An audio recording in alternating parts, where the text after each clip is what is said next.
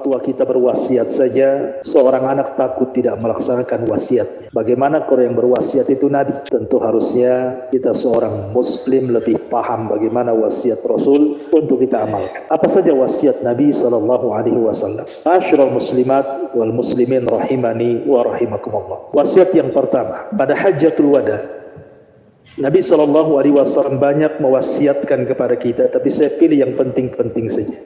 Semuanya penting, tapi kita akan memilih wasiat yang ada kaitannya dengan keseharian kita yang disampaikan Rasul kepada kita.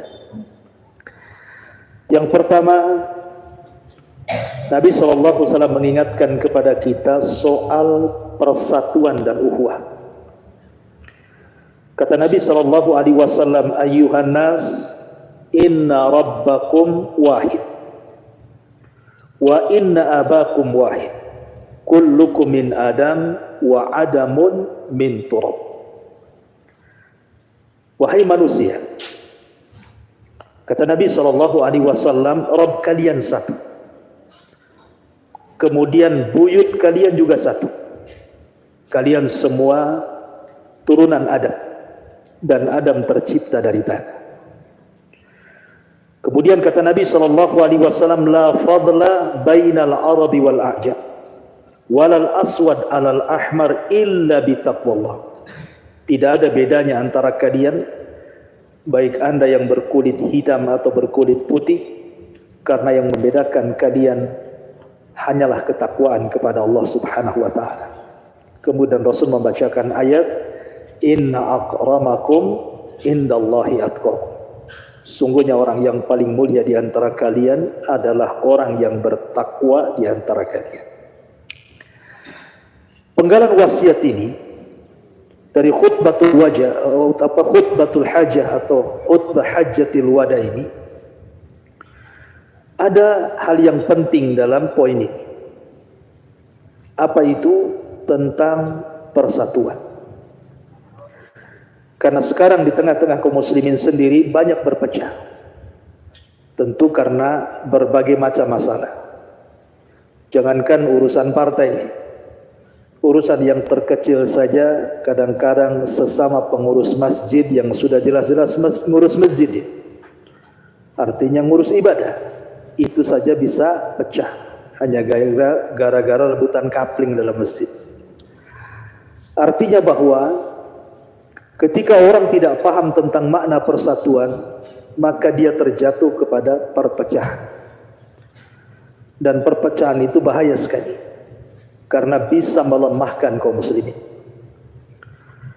Kenapa sekarang kaum muslimin persis yang disabdakan Nabi SAW 14 abad yang silam? Kata Nabi SAW, hampir-hampir kalian dikerumuni musuh-musuh kalian, seperti nampan yang berisi makanan lezat, kemudian didatangi orang-orang yang kelaparan. Tentu nampan itu akan jadi rebutan. Maksud Nabi SAW bahwa nampan itu adalah kaum muslimin, dan orang-orang yang kelaparan yang merebut makanan dalam nampan itu adalah orang-orang kafir. Artinya bahwa di akhir zaman, kata Nabi, kaum muslimin akan diserang dari semua penjuru oleh orang-orang kafir. Ketika itu sahabat bertanya, Rasul, apakah karena jumlah kami sedikit zaman itu sehingga orang-orang kafir bisa menguasai kita? Kata Rasul, tidak. Bal antum yauma idzin katsir. Bahkan kalian banyak, jumlahnya lebih banyak dibandingkan jumlah mereka. Kemudian sahabat bertanya, lalu kenapa kita bisa dikuasai, dikepung dari berbagai macam penjuru? Kata Nabi SAW, karena di waktu itu orang-orang yang mengaku Islam sudah tersusupi penyakit wahan. Kemudian sahabat bertanya, apa itu wahan? Maka Nabi SAW mengatakan, hubbud dunya wa karahiyatul maut. Karena terlampau cinta kepada dunia dan takut akan kematian. Kalau orang sudah cinta dunia, inilah akar perpecahan. Orang kalau sudah rebutan dunia, pasti akan berpecah. Walaupun pada dasarnya orang berkumpul untuk akhirat, Contoh orang yang mendirikan lembaga pendidikan agama atau mendirikan sebuah masjid, berdirilah sebuah yayasan. Di awal perjuangan bagus-bagus saja karena lillahi ta'ala untuk dakwah. Tapi setelah pesantren besar, masjid pun sudah besar, kemudian sudah mulai berdatangan manusia di situ, mulai ratusan sampai ribuan orang yang datang ke situ, mulailah niat bergeser di situ. Ada yang mencari popularitas di situ, ada yang mencari keuntungan di situ, ada yang mencari keterkenalan di situ, dan macam-macam. Akhirnya mulai kerasak kerusuk, gesek sana, gesek sono gitu ya bahasanya. Maka terjadilah perpecahan. Itu di tubuh kaum muslimin dalam skala kecil. Bagaimana dalam skala besar? Dalam skala besar seperti umpamanya pemilihan pemimpin, itu kan skala besar. Ya. Terkadang kaum muslimin sudah mulai sikut sana sikut sini, entah apa masalahnya. Padahal tujuannya satu, hanya lillahi ta'ala, untuk Allah subhanahu wa ta'ala semata. Tetapi kau bisa berpecah. Makanya Nabi SAW mengingatkan jauh-jauh hari tentang perpecahan ini. Bahaya karena ini bisa melemahkan kaum muslimin. Ma'asyiral muslimin yang dimuliakan Allah Azza wa Jalla. Kemudian Nabi SAW menjelaskan tentang hakikat kemuliaan manusia. Karena Nabi SAW lihat banyaknya perpecahan itu karena antar suku, antar golongan, antar warna kulit, antar beda tabiat, dan begitu seterusnya. Makanya Nabi SAW tiadakan itu semuanya, bahwa dalam Islam kalian sama. Tetapi yang membedakan itu bukan suku mana, bahasa apa, rasnya mana, bukan. Tetapi yang membedakan kalian dan kemuliaan ada pada orang yang bertakwa di antara kalian. Makanya Nabi SAW mengingatkan soal kesamaan manusia di hadapan Allah, tetapi kemuliaan hanya ada orang yang bertakwa kepada Allah Subhanahu wa ta'ala. Lihat bagaimana sirah Nabi dan para sahabat Nabi SAW. Islam ini dia memuliakan orang yang mulia dan memuliakan orang terhina. Abu Bakar Siddiq radhiyallahu an, orang mulia di tengah-tengah orang-orang Quraisy di masa jahiliyah sebelum masuk Islam. Ketika dia masuk Islam, Allah lebih muliakan lagi.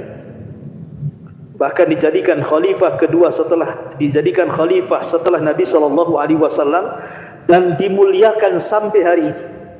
Apabila kita menyebut Abu Bakar Siddiq, kita selalu taradi radhiyallahu an, dan memuji bagaimana infaknya, bagaimana ibadahnya, perjuangannya ke dalam Islam, selalu disebut sejarahnya. Itulah Islam memuliakan orang mulia. Dan Islam juga memuliakan orang terhina. Lihat Bilal bin Rabah. Bilal ini tidak ada nasab yang jelas. Dia seorang budak, tidak punya tampang, tidak punya kehormatan, bahkan tidak punya apapun, karena dia seorang budak bisa diperjualbelikan. Tetapi ketika dia dimerdekakan Abu Bakar Siddiq radhiyallahu an, karena keimanannya, karena ketakwaannya, maka Bilal pun kemudian diangkat derajatnya oleh Allah Subhanahu wa ta'ala, dan disebut sampai hari ini namanya. Siapa yang tidak kenal Bilal? Walaupun kita tidak pernah melihat Bilal seperti apa, tetapi setiap ada orang azan pasti dikatakan mana Bilalnya, menunjukkan namanya harum. Padahal Bilal itu orang terhina dulunya. Bahkan ketika Fathu Mekah, Nabi SAW yang pertama dipanggil itu adalah Bilal. Aina Bilal, di mana Bilal? Ketika pembebasan kota Mekah, di mana Mekah sudah dikepung oleh tentara kaum muslimin dan penduduknya ketakutan, bahkan Nabi SAW berdiri tegak kedua kalinya. Sebelumnya Rasul berdiri tegak di Bukit Safa dalam kondisi masih lemah, bahkan dicaci maki pamannya Abu Lahab sampai turun suratul Lahab. Sekarang Nabi SAW berdiri kedua kalinya dalam kondisi kuat karena Mekah sudah dikepung kaum muslimin. Maka Nabi SAW yang pertama kali memanggil, Aina Bilal, mana Bilal? Di mana Bilal? Rasul ingin menunjukkan kepada manusia, inilah orang mulia di antara kalian yang dulunya dihina. Kemudian Nabi mengatakan, ya Bilal, naiklah kau ke atas Ka'bah. Ka'bah itu tinggi, Bilal itu pendek, macam mana bisa naik ke atas Ka'bah? Maka Nabi SAW memerintahkan Abu Bakar untuk diinjak punggungnya. Kemudian Umar juga disuruh untuk diinjak punggungnya oleh Bilal, sehingga Bilal kemudian naik kakinya ke punggung Abu Bakar, setelah itu naik ke punggung Umar, kemudian naik ke atas Ka'bah, dan itu disaksikan manusia. Bagaimana coba? Abu Bakar orang mulia, Umar orang mulia, bagaimana kemudian Bilal bisa menginjak punggung keduanya? Nabi SAW ingin mengajarkan kepada orang-orang Quraisy saat Fathu Mekah bahwa kemuliaan bukan karena kekayaan, kemuliaan bukan karena pangkat ataupun jabatan, tapi kemuliaan karena ketakwaan dia kepada Allah. Bilal sudah mengorbankan nyawanya untuk Islam. Ketika dia dicambuk oleh Umayyah, majikannya itu, Umayyah tidak berhenti mencambuk Bilal kecuali dia kelelahan, baru berhenti. Dan Bilal tidak pernah mengucapkan kecuali kalimat ahadul ahad, ahadul ahad. Tapi sekarang Bilal menjadi orang mulia, naik di punggung Abu Bakar sampai ke atas Ka'bah. Kemudian Bilal pun mengumandangkan azan pertama di kota Mekah setelah hijrahnya Nabi SAW dari Madinah dan kembali ke Mekah. Lihat bagaimana Islam mengajarkan kepada kita sebuah kemuliaan itu ada pada ketakwaan kepada Allah Subhanahu wa Ta'ala. Ini pelajaran yang pertama. Pelajaran yang kedua, Nabi SAW mengingatkan pentingnya kita kembali kepada Al-Quran dan Sunnah. Kata Nabi SAW, taraktu fikum amraini lan tadhillu ma tamassaktum bihima kitaballah wa sunnati. Aku tinggalkan kepada kalian dua pusaka dalam Islam. Kalau kalian pegang dua pusaka ini dengan sebenar-benar memegang, kalian tidak mungkin sesat selamanya. Kemudian Rasul mengatakan pertama Al-Quran dan yang kedua sunnah Nabi SAW. Ya, karena keduanya adalah hidayah Allah. Ketika Allah Subhanahu wa Ta'ala turunkan Adam dan Hawa dan juga iblis dari sorga menuju bumi, Allah Subhanahu wa Ta'ala marah kepada tiga makhluk ini. Pertama, marah kepada iblis karena membangkang perintah Allah. Ketika Allah Subhanahu wa Ta'ala katakan sujud engkau kepada Adam, dia tidak mau sujud karena sombong dan kufurnya. Makanya Allah turunkan iblis dari sorga ke bumi. Dan Allah juga murka kepada Adam dan Hawa karena Allah sudah memasukkan keduanya ke tempat yang paling nikmat. Tiba-tiba karena godaan dunia, di mana Allah larang jangan dekat-dekat buah larangan, tetapi keduanya juga lupa terhadap larangan itu, kemudian malah memakannya. Tentu karena hikmah dari Allah Azza wa Jalla, makanya tiga makhluk ini diturunkan ke bumi. Ketika Allah Subhanahu wa Ta'ala turunkan Adam, kemudian Hawa dan juga iblis, apa firman-Nya? Allah Subhanahu wa Ta'ala berfirman, "Qul nahbitu minha jami'an. Fa imma ya'tiyannakum minni hudan, fala khaufun 'alaihim wa lahum yahzanun." Dalam ayat yang lain, "Faman tabi'a hudaya fala yadhillu wa la yashqa."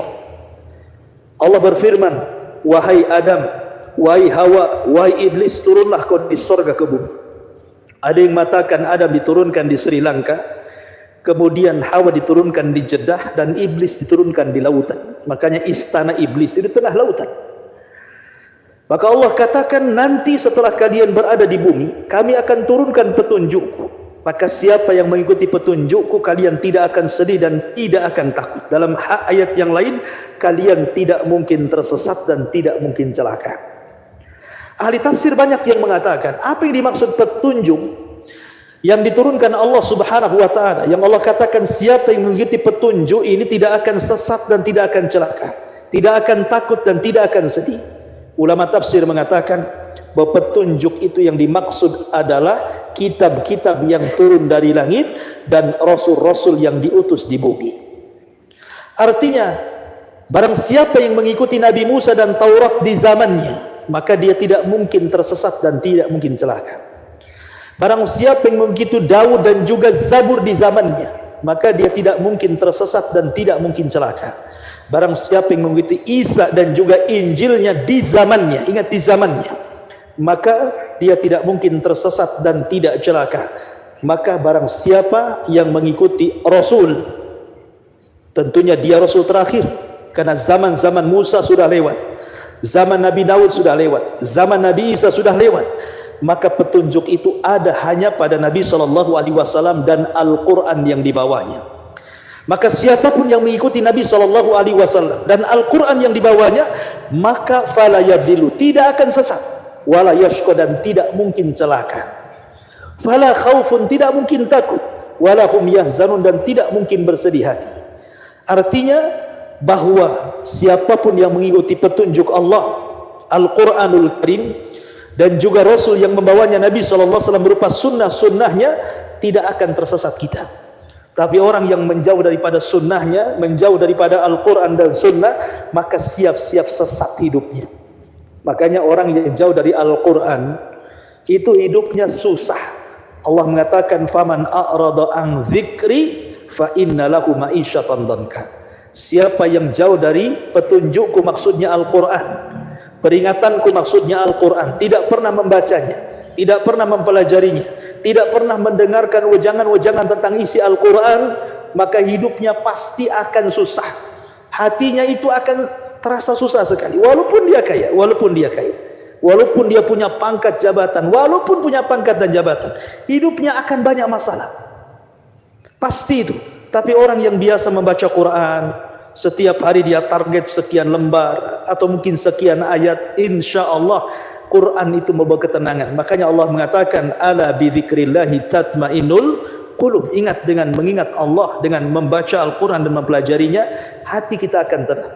Maka kalau ingin ketenangan, hadirlah di majelis ilmu atau hadirlah dengan Al-Quran, pasti akan tenang hidupnya, walaupun hidupnya susah. Ya, karena kekayaan itu, kata para ulama, bukan kaya harta, bukan kaya pangkat atau jabatan, tapi kaya hati. Dan kaya hati artinya luasnya hati. Dan luasnya hati itu ketika hati dimasukkan ke dalam Al-Quran.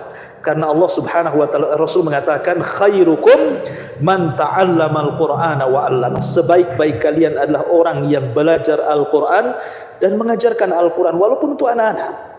Ya. Maka ini wasiat yang kedua, kata Nabi SAW, kutinggalkan kepada kalian dua perkara yang tidak mungkin kalian memegang tersesat selamanya, Al-Quran dan sunnah Nabi SAW. Ini yang kedua. Kemudian yang ketiga, Nabi SAW ingatkan tentang hak dan kewajiban suami istri. Subhanallah. Kenapa Nabi SAW menyinggung dalam khutbah yang singkat, tetapi kemudian menyelipkan sebuah pemahaman tentang mengingatkan akan kewajiban suami istri dalam khutbahnya. Padahal ini kan persoalan rutinitas. Ya, semua orang yang punya istri, semua orang yang punya suami harus melaksanakan haknya. Tapi Rasul terus mengingat-ingat itu supaya senantiasa diingat, dibaca, disampaikan sampai hari ini oleh para dai ketika menyampaikan wasiat Rasul pada Hajjatul Wada. Apa kata Nabi SAW? Inna lakum alaihinna haqqa wa inna lahunna alaikum haqqa. Ingat, bagi kalian wahai para suami punya hak bagi istri kalian. Bagi kalian para istri, ingat, kalian juga punya hak kepada suami kalian. Kemudian Nabi SAW mencontohkan, salah satunya adalah tidak boleh seseorang istri memasukkan orang yang tidak disukai suaminya ke dalam rumahnya, walaupun itu kerabatnya, walaupun itu saudaranya. Kalau suami tidak suka, jangan macam-macam memasukkan orang ke dalam rumah kecuali dengan izin suaminya.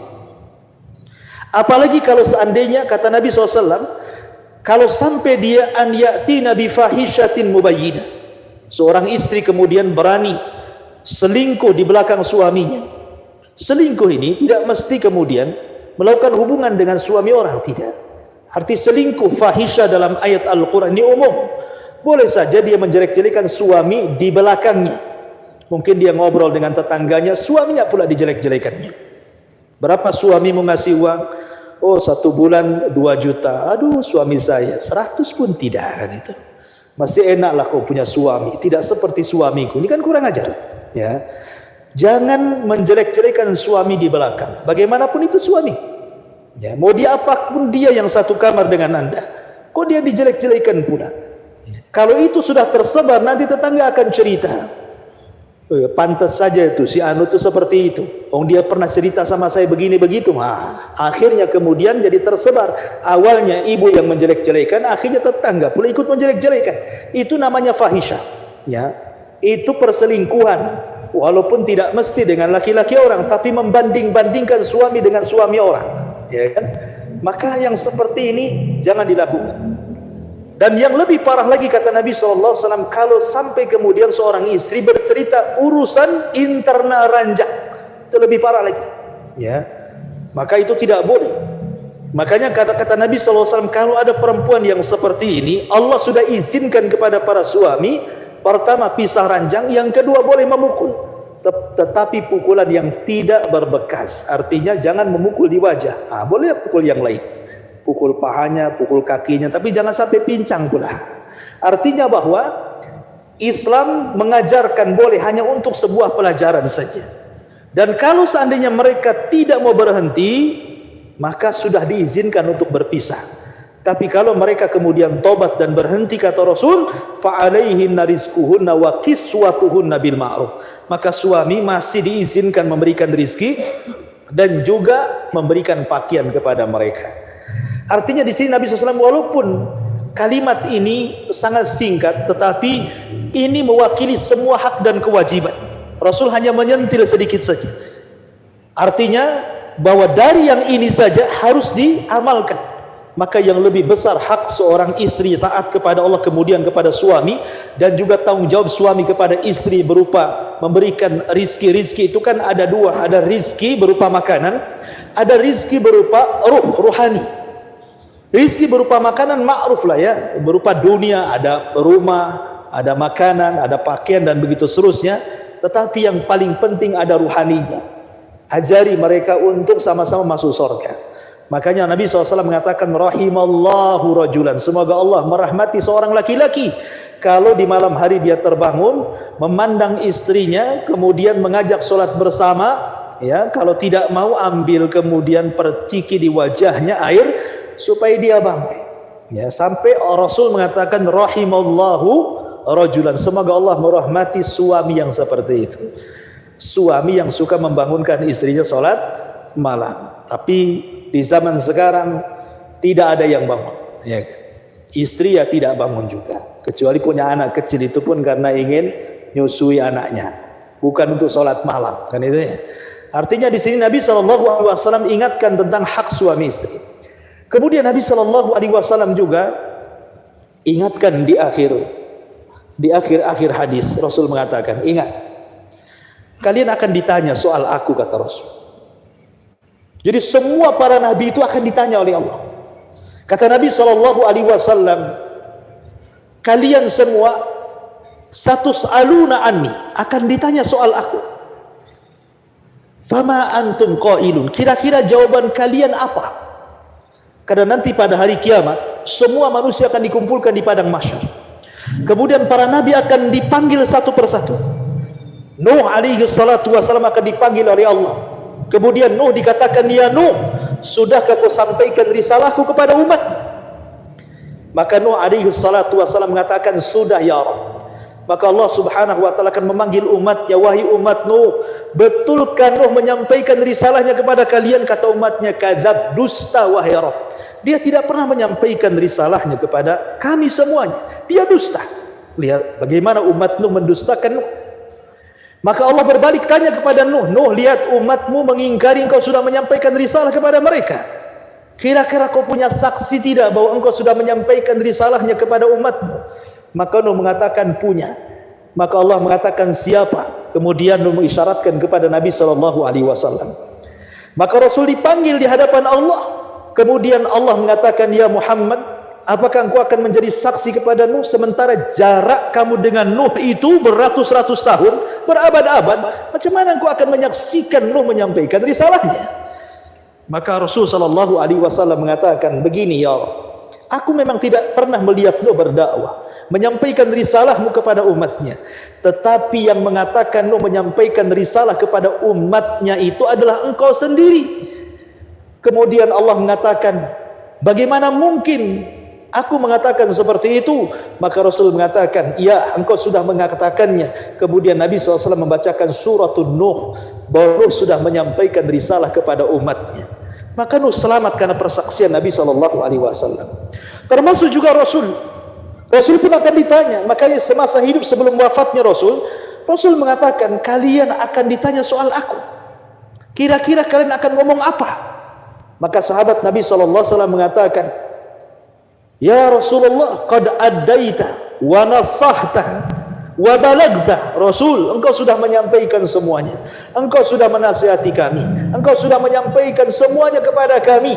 Maka Nabi dengan senang bangga hatinya menunjuk telunjuknya ke langit dan mengatakan, Allahumma fashhad, Allahumma fashhad, Allahumma fashhad. Ya Allah saksikan, ya Allah saksikan, ya Allah saksikan, aku sudah menyampaikan semuanya kepada umatku.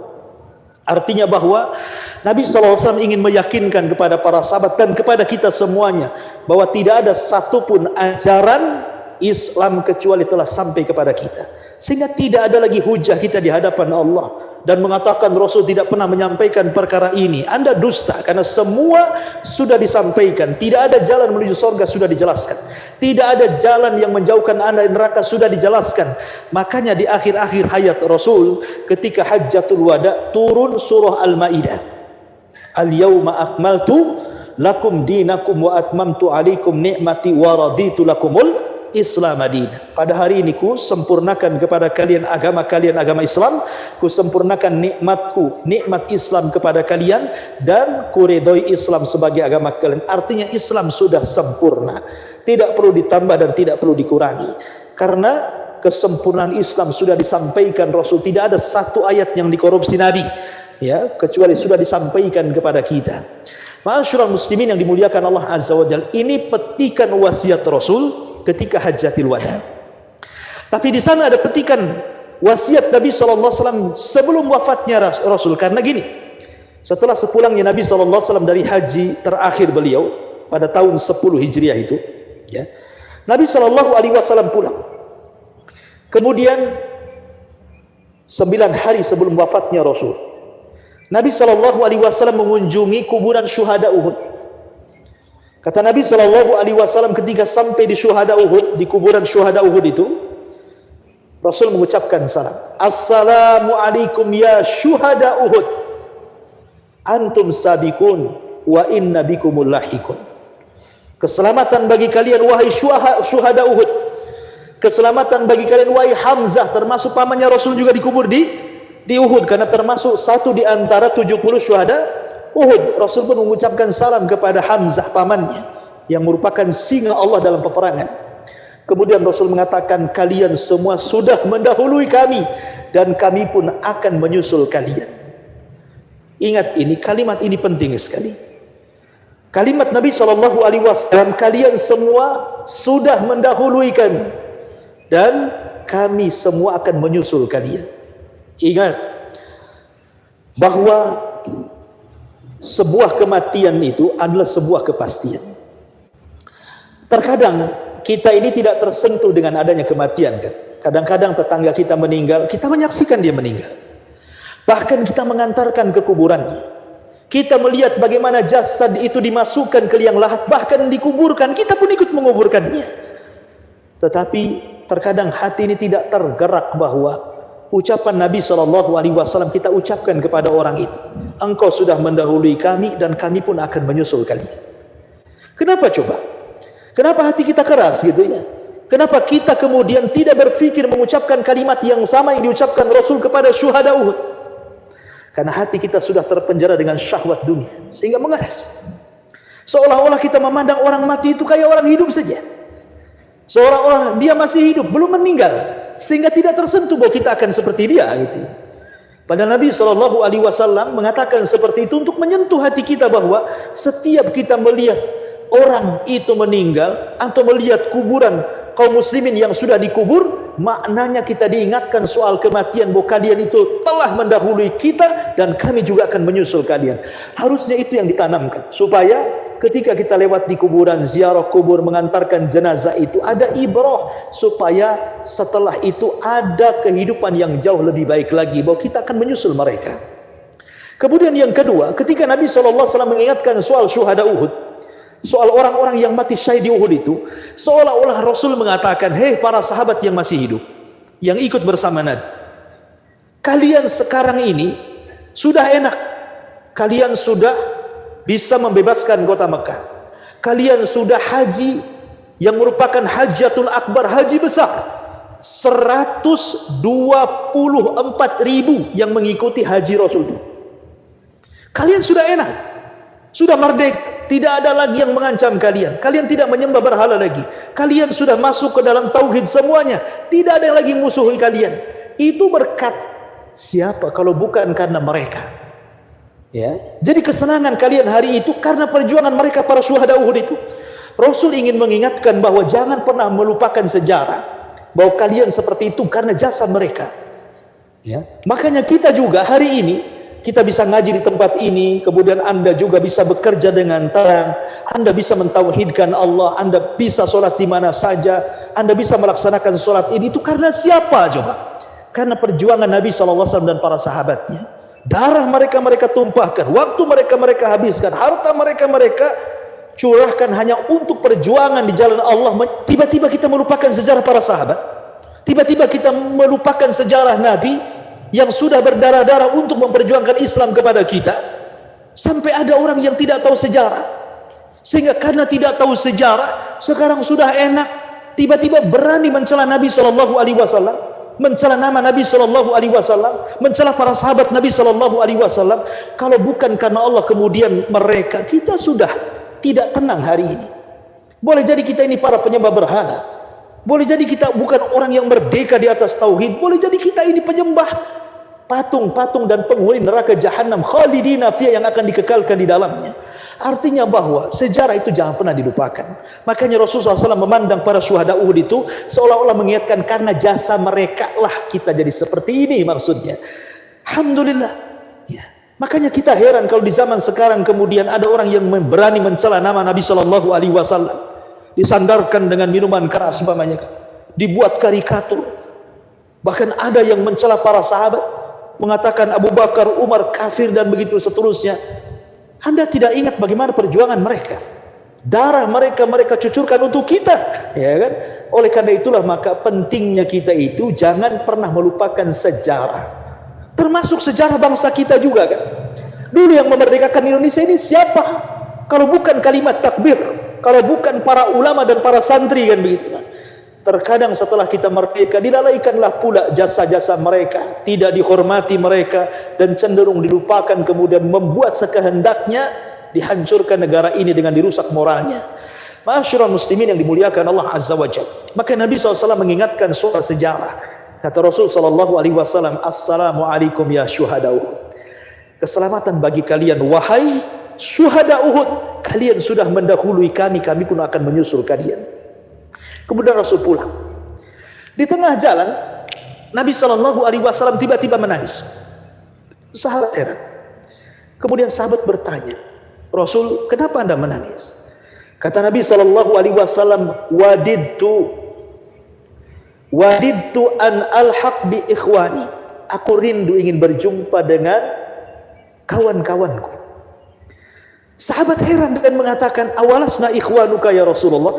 Rasul, kami kan kawan-kawan, kami ada di samping, kami tidak akan meninggalkan diri. Tapi Rasul mengatakan, lah, kalian bukan kawan-kawanku, walakin akan tetapi kalian itu ashabi, sahabatku. Lalu sahabat bertanya, lalu siapa yang dimaksud anda kawan-kawan anda wahai Rasul? Maka Nabi SAW dengan menangis mengatakan, ikhwani alladzina yarawna min alladzina yu'minuna bi walam yarawni. Merekalah orang-orang yang tidak pernah melihatku, sama sekali tidak pernah melihat Rasul, tapi mereka yakin dengan aku, beriman dengan aku, dan masuk Islam kepada agama yang kubawa. Merekalah yang dimaksud Rasul adalah kita-kita ini. Tidak pernah melihat Rasul, tapi kita masuk Islam. Kita yakin Nabi kita Muhammad, agama kita Islam, Tuhan kita Allah. Lah, Nabi SAW merindukan kita. Ini kan Rasul merindukan kita. Aku rindu ingin berjumpa dengan kawan-kawanku, kata Rasul. Sehingga sahabat bertanya, kami loh kawan-kawanmu. Bukan, kalian itu sahabatku. kawan-kawanku itu adalah orang yang tidak pernah berjumpa denganku tapi beriman dengan aku. Rasul rindu dengan kita, tapi kita tidak pernah rindu dengan Nabi. Aneh gitu ya. Rasul merindukan kita. Makanya pada hari kiamat semua para nabi mengucapkan nafsi-nafsi, urus diri kalian, urus diri kalian. Tidak ada yang sanggup menolong kita. Mulai daripada Adam, Ibrahim, Nabi Musa sampai kepada Isa mengatakan nafsi-nafsi, urus diri kalian, urus diri kalian. Kecuali Nabi SAW mengatakan ummati, ummati. Ya Rabb selamatkan umatku, ya Rabb selamatkan umatku. Artinya Nabi SAW rindu kepada kita itu sejak di dunia sampai kelak di akhirat. Sampai-sampai ada umatnya yang melintasi titian Siratal Mustaqim, Rasul berada di ujung tuh. Sambil Rasul berdoa kepada Allah, karena pada hari itu tidak ada yang bisa bicara kecuali Nabi. Ketika setiap orang yang melintasi titian Siratal Mustaqim, maka Rasul akan mengatakan salim, salim, selamatkan ya Rabb, selamatkan ya Rabb. Subhanallah, sampai seperti itu ya. Rasul rindu kepada kita, tapi kita tidak pernah rindu kepada Nabi SAW. Asik melanggar sunnahnya, tidak pernah menjalankan sunnahnya, menganggap sunnahnya remeh, bahkan cenderung menghina Nabi SAW, bahkan cenderung kemudian memusuhi sunnah-sunnah Nabi SAW. Tidak bangga punya Nabi namanya Muhammad SAW. Tidak bangga bahwa Nabi kita akan memberikan syafaat kelak pada hari kiamat. Harusnya kita punya kerinduan. Makanya pentingnya belajar sejarah itu supaya tertanam bagaimana perjuangan Nabi. Karena orang yang tidak pernah kenal sejarah tidak akan pernah rindu kepada para pendahulu kita yang sudah menorehkan sejarah untuk kita semuanya. Makanya Nabi SAW mengajarkan kepada kita soal kerinduan. Harusnya kita rindu kepada Rasul. Rindu dengan mempelajari sejarahnya, bagaimana Rasul SAW mendoakan kepada kita. Semua para nabi sudah memberikan doa terbaiknya, karena setiap para nabi itu punya satu doa yang mustajab, dan semua para nabi sudah berdoa di dunia untuk umatnya kecuali Nabi. Nabi tidak mau mengeluarkan doa pamungkasnya, tapi Nabi sengaja menyembunyikan doa itu untuk umatnya kelak pada hari kiamat. Sampai menyembunyikan doa Rasul untuk kita loh, untuk siapa lagi, ya kan? Masyaallah muslimin, makanya sayang kalau zaman sekarang kemudian orang tidak kenal sejarah Nabi itu melampau, terlalu naif bagi saya, ya. Terlalu naif, kok tidak kenal sejarah. Tidak kenal siapa Nabi, siapa istrinya, siapa pamannya, bagaimana sejarahnya gitu kan. Tetapi kalau sudah artis, selebritis, wah paling paham sampai ke siapa dia, siapa suaminya, cerainya tanggal berapa, siapa selingkuhannya. La haula wala quwata illa billah. Bisa hafal dia. Tanggal nikahnya nggak diundang pun dia tahu, ya kan? Sampai seperti itu, ya. Kenapa kita lebih memahami gitu ya? Lemah tokoh-tokoh yang nggak jelas, memberi syafaat pun tidak. Yang ada tontonannya gibah semuanya. Kita tonton bisa 24 jam loh kita itu. Nonton orang-orang yang nggak jelas itu. Sholat pun tidak, ngumbar aurat sudah iya. Tapi kok bisa digandrungi? Ya. Didoakan pula. Tengok kalau YouTube selebritis doanya macam-macam. Bukan didoakan dapat hidayah, mudah-mudahan ditutup auratnya, mudah-mudahan sholat. Tidak, doanya macam-macam. Bukan itu arah doanya itu. Itu karena sekali lagi kita ini sudah lupa dengan sejarah. Taib. Kemudian Nabi SAW setelah kemudian pulang, Nabi SAW ketika itu malam berada di Gilan Maimunah, salah satu istri Nabi SAW. Rupanya ketika Rasul menginap di malam giliran Maimunah itu, rupanya disitulah Rasul sakit parah. Rasul sakit parah. Maka Nabi SAW sudah terasa tuh kayaknya dia sudah dekat ajal. Maka dia mengatakan kepada Maimunah, wahai Maimunah, panggillah istri-istriku semuanya. Semua istri Nabi dikumpulkan di rumah Maimunah. Kemudian Rasul mengatakan, sudikah kalian mengizinkan diriku menginap di kamar Aisyah radhiyallahu anha? Padahal malam itu bukan giliran Aisyah. Kenapa Rasul sangat cinta dengan Aisyah radhiyallahu anha? Karena satu-satunya kamar dari seluruh kamar-kamar istri Nabi SAW yang Jibril turun dan selalu menurunkan wahyu hanya di kamar Aisyah. Istri Nabi banyak, tapi tidak pernah turun wahyu di kamar-kamar istri yang lainnya. Hanya di kamar Aisyah saja Jibril mau turun. Makanya kenapa Nabi SAW memilih di kamar Aisyah radhiyallahu. Saya katakan kamar karena Rasul tidak punya rumah. Rasul itu hanya kamar-kamar saja. Satu petak kamar, satu petak, kayak kos-kosan lah bahasa kitanya. Ya. Makanya Nabi SAW mengatakan kepada istri-istrinya, izinkan aku malam ini menginap di kamar Aisyah radhiyallahu anha. Maka semua istri-istrinya setuju, tapi Rasul kan tidak sanggup jalan. Akhirnya Ali radhiyallahu anhu dan Abbas, Fadl bin Abbas radhiyallahu anhuma, kemudian memapah Nabi SAW sampai di kamar Aisyah radhiyallahu anha. Ketika Ali dan Abbas membopong Rasul dari kamar Maimunah ke kamar Aisyah, kan otomatis lewat luar. Sahabat melihatnya, sudah letih, tersebarlah isu bahwa Nabi SAW sakit parah. Maka semua pada datang dari penjuru kota Madinah, semua tersebar berita itu sangat mudah. Rasul sakit parah, Rasul sakit parah. Semua datang. Kemudian berjubel di masjid Nabi SAW yang notabene masjidnya itu couple dengan kamar Aisyah radhiyallahu anha, sehingga kegaduhan para sahabat terdengar sampai kamar Aisyah kan? Karena memang couple dengan masjid. Ya. Ada yang menangis, ada yang macam-macam gitu, sampai kemudian kegaduhan para sahabat ini masuk pula ke kamar Aisyah radhiyallahu anha. Nabi SAW merasa risih, kemudian bertanya kepada Aisyah, ada apa dengan mereka? Maka Aisyah radhiyallahu anha mengatakan, ka'annahum takhafuna 'alaika ya Rasulullah, seolah-olah mereka mengkhawatirkan dirimu wahai Rasul.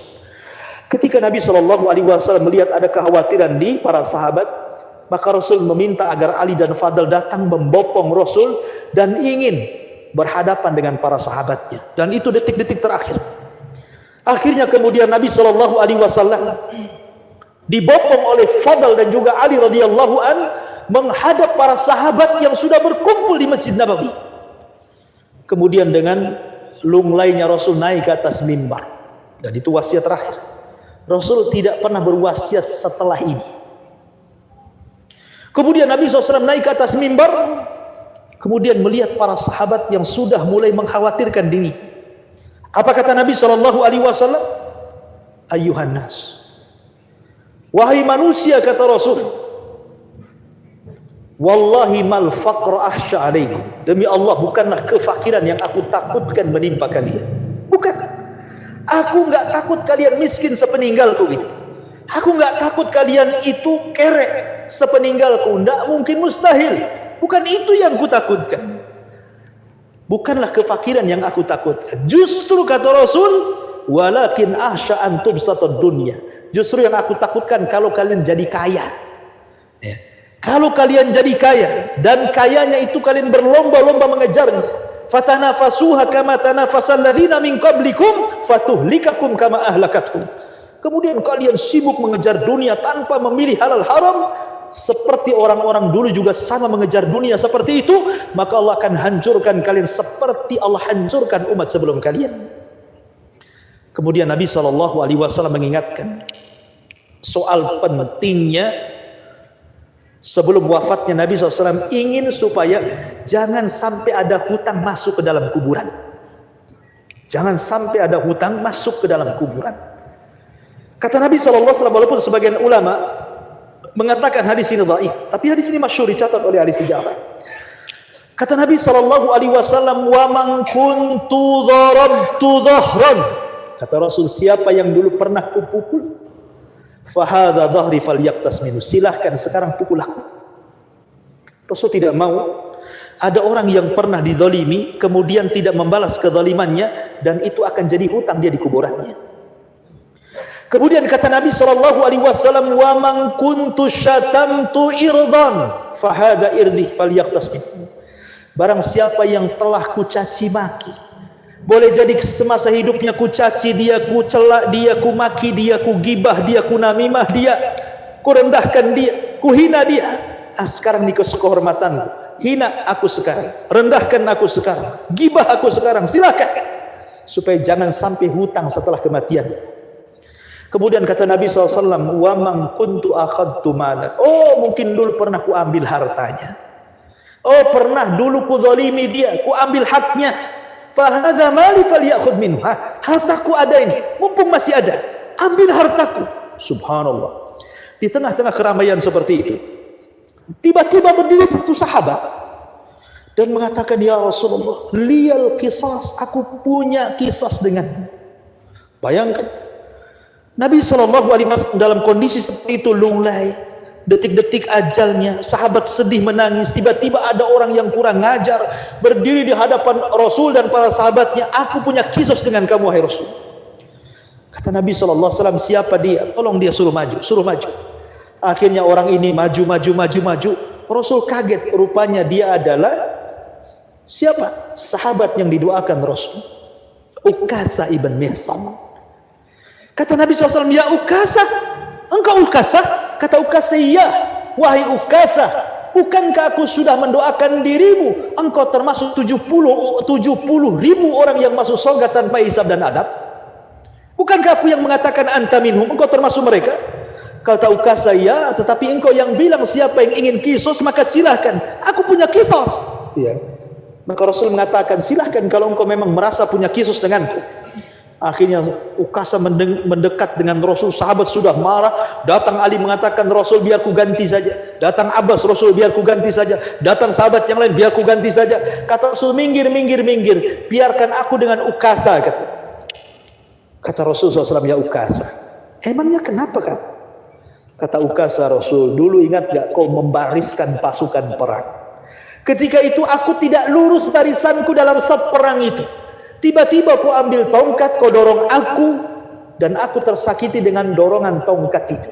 Dan aku ingin kisas. Sahabat makin marah kepada Ukasa. Masa dalam kondisi seperti ini Ukasa berani kepada Rasul?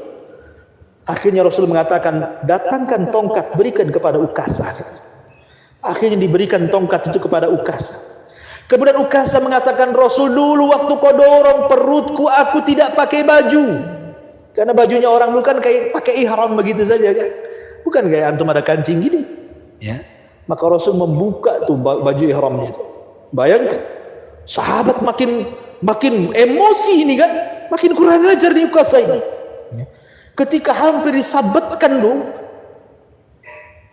langsung tiba-tiba kemudian tongkat itu dilempar. Dan Ukasa pun memeluk Rasul SAW, kemudian menangis, ya Rasulullah, sesungguhnya aku hanya ingin kulit perutku terakhir bersentuhan dengan kulit perutmu. Kemudian para sahabat menangis dan Ukasa pun duduk. Ya. Nabi SAW melanjutkan khutbahnya. Kemudian Nabi SAW mengatakan, wahai manusia, kata Rasulullah, inna allaha khayyara abdan bainama indallah wa baina fid dunya wa bainama indallah. Sesungguhnya Allah sudah memilih seorang hamba antara tinggal di dunia ataukah dia kembali ke hadapan Allah Azza wa Jalla. Sahabat tidak paham bahasa ini. Semua sahabat hanya melongo mendengarkan bahasa ini kecuali Abu Bakar. Abu Bakar paham rupanya dengan bahasa ini. Maksudnya Allah memilih seorang hamba di sini maksudnya dirinya sendiri gitu ya. Abu Bakar paham, tiba-tiba menangis. Menangis kemudian berteriak-teriak dan mengatakan, fadainaka bi abaina, fadainaka bi ummahatina, fadainaka bi amwalina, fadainaka bi arwahina ya Rasulullah. Rasul, biar ku tebus dengan ibu kami, bapak kami, harta kami, anak kami, ruh kami, agar engkau tidak meninggalkan kami. Kemudian sahabat mengatakan, Abu Bakar, biarkanlah Rasul berceramah. Kenapa kau potong-potong ceramahnya? Abu Bakar terus ngomong seperti itu. Tapi Rasul SAW paham kondisi perasaan Abu Bakar. Kemudian mengatakan kepada manusia, biarkan Abu Bakar bicara, biarkan Abu Bakar bicara. Biarkan Abu Bakar bicara, ngapain kalian rese dengan Abu Bakar? Mungkin bahasa kita seperti itu. Kemudian Rasul mengatakan, sesungguhnya kalian semua punya kebaikan. Aku sudah membalasnya. Kecuali Abu Bakar, aku tidak bisa membalasnya. Semua pintu masjid ini tertutup bagi kalian, kecuali pintu untuk Abu Bakar kubuka. Karena tidak ada manusia yang lebih aman hartanya dibandingkan Abu Bakar kepada aku. Rasul membela Abu Bakar. Kemudian setelah itu Nabi SAW kemudian menceritakan banyak wasiat yang luar biasa di detik-detik wafatnya Rasul. Itu sakitnya parah. Nabi SAW itu waktu itu tinggal beberapa saat sebelum meninggal. Apa kata Rasul? As-salatu salat wa ma malakat aiman. Salat kalian, jaga salat. Jaga salat dan jaga budak-budak saya, kalian lindungi mereka. Subhanallah. Dalam detik-detik Nabi SAW sudah sakaratul maut. Nabi merasakan sakit yang jauh lebih sakit dibandingkan kita sakit. Nabi SAW masih mengingatkan sholat kepada kita, loh, bayangkan.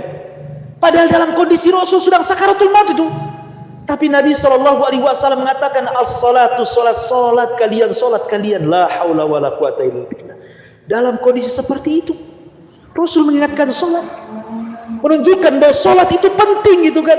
Persis seperti Umar bin Khattab radhiyallahu anhu saat ditusuk oleh Abu Lu'lu al-Majusi, kemudian detik-detik wafatnya Umar, sampai bertanya kepada manusia, asallan nas, apakah manusia sudah sholat? Kata Umar, kata para sahabat, sudah wahai Amirul Mukminin.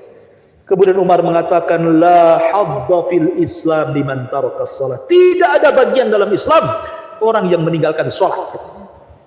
Lihat, Rasul detik-detik wafatnya masih pula mengingatkan sholat kepada kita. Itu detik wafat loh ya. Umar juga sama, detik-detik wafat masih mengingatkan sholat. Kita loh tidak pernah diingatkan dengan kalimat ini. Kita ini tidak pernah sadar bahwa Rasul di detik-detik wafatnya berwasiat sholat, kita pula meninggalkan sholat. Abu Hurairah radhiyallahu anhu, sahabat terbanyak meriwayatkan hadis kepada kita loh. Abu Hurairah itu, tidak ada sahabat yang meriwayatkan di atas 5.000 hadis kecuali Abu Hurairah radhiyallahu anhu. Terbanyak dalam bab apa saja dalam Islam itu ada riwayat Abu Hurairah. Anda cerita wudu, ada riwayat Abu Hurairah. Anda cerita tayamum, ada riwayat Abu Hurairah. Anda cerita solat, ada riwayat Abu Hurairah. Anda cerita apa saja dalam hukum-hukum fikih itu ada riwayat Abu Hurairah. Karena dia terbanyak yang meriwayatkan hadis dengan kita, bermulazamah bersama Rasul. Tapi saat meninggalnya, Abu Hurairah menangis. Sampai sahabat bertanya, wa ma yubkika ya Abu Hurairah? Abu Hurairah, kenapa engkau menangis? Bukankah engkau sahabat Rasul? Engkau bermulazamah dengan Rasul, engkau banyak meriwayatkan hadis Rasul, kenapa Anda menangis? Apa yang Anda takutkan? Abu Hurairah radhiyallahu anhu mengatakan, wailakum, celaka kalian. Sesungguhnya saya menangis likillatiz zad, kata Abu Hurairah, karena sedikitnya bekal yang aku bawa. Subhanallah. Abu Hurairah ngomong begitu karena sedikitnya bekal yang aku bawa. Pada siapalah Abu Hurairah di antara sekian banyak para sahabat sudah meriwayatkan hadis kepada kita. Ketika kita membaca hadis Rasul, selalu an Abi Hurairah radhiyallahu an. Semua orang Islam akan mengatakan semoga Allah meridhoi Abu Hurairah, semoga Allah meridhoi Abu Hurairah. Didoakan jutaan orang sejak zaman dia meninggal sampai hari ini, bahkan sampai kiamat, ketika manusia membaca dan masih membaca hadis Nabi. Tapi Abu Hurairah masih mengatakan likillati zad, karena sedikitnya bekal, wa bu'dus safar, dan jauhnya safar, wa dha'ful yakin, dan keyakinanku melemah, dan aku takut kalau aku ketika meniti siratal mustaqim tiba-tiba aku jatuh dan aku masuk ke dalam jahanam. Subhanallah. Ya. Kalau sekelas Abu Hurairah saja dia mengatakan kematianku ini aku tangisi karena sedikitnya bekal, karena lemahnya keyakinan, karena juga jauhnya safar dan takutnya aku terjerumus dan terjungkal dari siratal mustaqim. Apatah lagi kita, gitu maksudnya. Kadang-kadang kita heran ya. Kadang-kadang orang sedang sakit parah, dia menangis, kita saksikan dia menangis. Tapi pertanyaannya, apa yang ditangisi dia coba? Apa yang ditangisi orang sekarang saat detik-detik wafat? Apakah dia mengatakan seperti yang dikatakan Abu Hurairah, saya menangis karena sedikit amalanku, belum banyak aku beramal? Rupanya bukan itu yang ditangisi. Yang ditangisi soal dunia. Kalau aku mati, siapa yang meneruskan perusahaan ini? Kalau aku mati, siapa yang akan menjaga anak-anak? Kalau aku mati, begini-begini. Tidak ada soal amalan yang dibawa. La haula wa la quwata illa. Kenapa sampai seperti itu coba?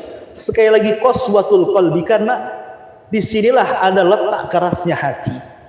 Makanya pentingnya kita itu belajar sejarah, belajar dengan kematian Rasul, bagaimana kematian itu ada sebuah hak dan kepastian dan ketetapan yang tidak mungkin.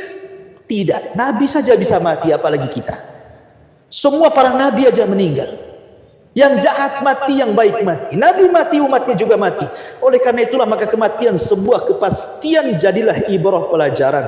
Makanya yang laki-laki rajin-rajinlah ziarah kubur supaya ingat kematian ya.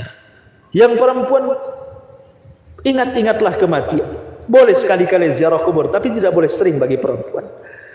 Yang jelas bahwa kematian Nabi SAW sebenarnya ibrah yang luar biasa, banyak kita petik pelajaran.